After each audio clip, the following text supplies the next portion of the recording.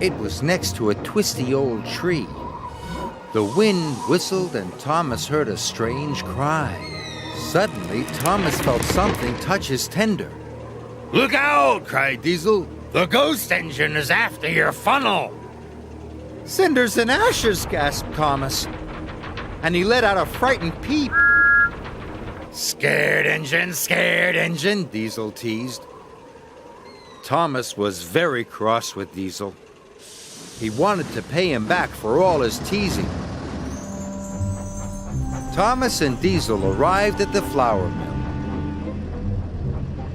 Thomas rolled up to collect the flour. Then Thomas had an idea. "We'll see who's a scared engine," he puffed. Thomas biffed the freight cars out of the way and rolled up under the chute himself. When Thomas puffed out the other side, he was covered from dome to buffer in pure white flour. "Whoa!" he said spookily. "It's a ghost engine!" cried Diesel. "It's come to get me!" "Stop!" cried Thomas. "It's just me!" But Diesel was nowhere to be seen. After Diesel had gone, the mill seemed very quiet. But there was still work to do. "The island needs its bread," thought Thomas, "and Sir Topham Hatt needs his English muffins." Thomas shunted all the freight cars into one long line, and he set off for the bakery, all alone.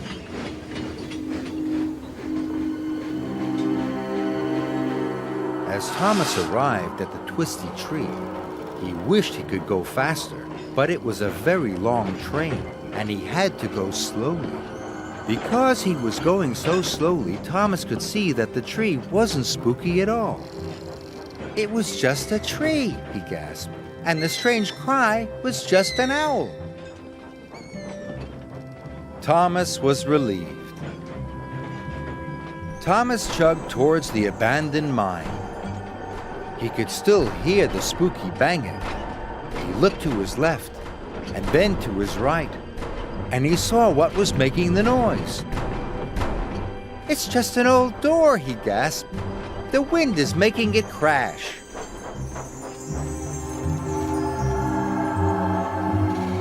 Finally, Thomas reached the old woods. The breeze still blew, and the branches creaked. Thomas took a big, brave puff. But without Diesel's teasing, Thomas could see the haunted forest was actually Henry's favorite forest. "It's not scary at all," said Thomas.